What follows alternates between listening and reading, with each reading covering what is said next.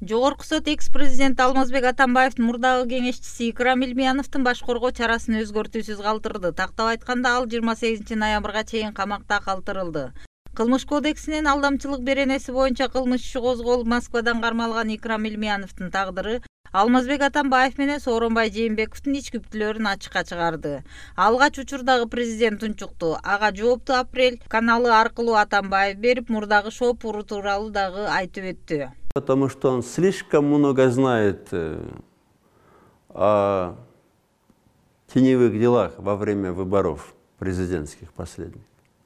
Это арест был направлен на то, чтобы просто закрыть ему рот, чтобы он где-нибудь что-то лишнего не сболтнул. Вот и все.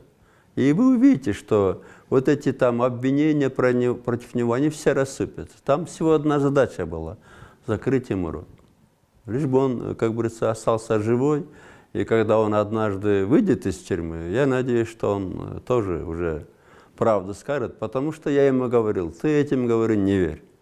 Ты оставайся здесь, лучше скажи заранее всю правду про эти выборы. Потому что, говорю, хотя сейчас они с тобой васькаются, отправляют тебя куда хочешь, но они тебе сделают только зло. Я уверен, что причина ареста вот такая у Илмиянова. Но если он в каких-то коррупционных делах замешан, конечно, я никогда ни за кого не заступался.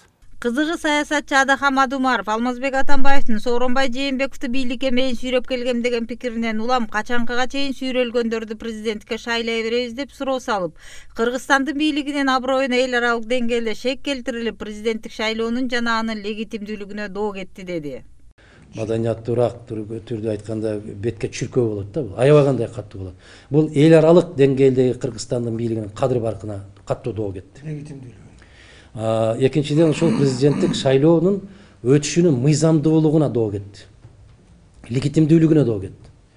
Бул эң катуу айтылган сөз, мен сүйрөп келдим эле, притащил деген сөз, сүйрөп келдим деп түшүнөт кыргыз. Трагедия кайгыбыздын ушунда туруп атат, сүйрөлүп келүүчүлөрдүн кесепети тийип атат. Эске салсак, Икрам Илмияновго ачылган кылмыш ишине байланыштуу УКМК КСДПга кат жиберип, Икрам Илмиянов алды делген паранын чоо жайын сураган. Тергөөнүн жүрүшүндө 2017 жылдын 8 августунда штаб башчынын орун басары Икрамжан Илмияновго дизель комплект компаниясы тарабынан $150,000 өлчөмүндөгү демөөрчүлүк жардам бергени боюнча маалымат айтылды.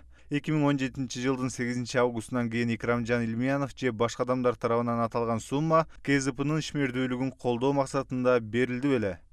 Маалымат катчы Кундуз Жолдубаеванын билдиришинче, КСДП өз жообунда 2017 жылдын 15 июлунда президенттикке талапкер катары Сооронбай Жээнбеков тандалганын, бардык маселелерди ал жана анын штабы чечкенин маалымдаган.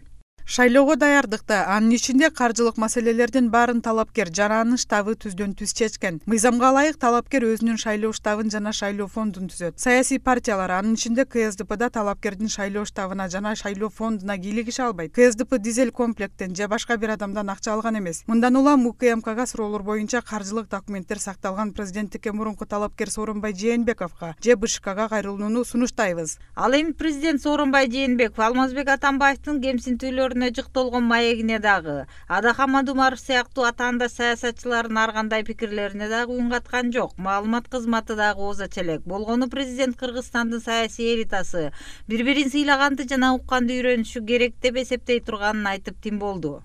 Мына биз дагы Кыргызстандын саясий элитасы дагы бири-бирибизди урматтап сыйлаганга, бири-бирибизди укканга, бири-бирибизди мындай конструктивдүү кызматташканга мына үйрөнүшүбүз керек.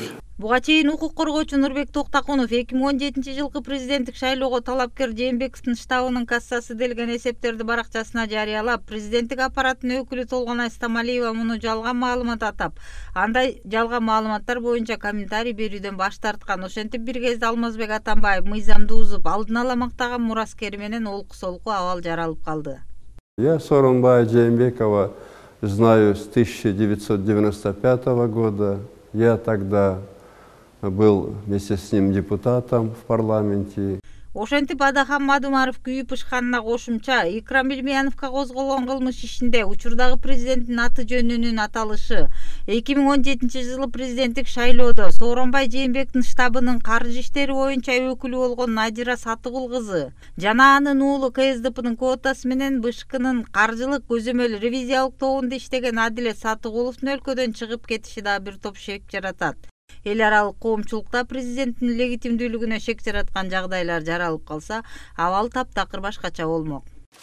Власти Южной Кореи арестовали экс-президента страны Пак Кын Хе. Ордер на арест был выдан судом Сеула по обвинению во взяточничестве, злоупотреблении властью, оказании незаконного давления и разглашении государственных секретов.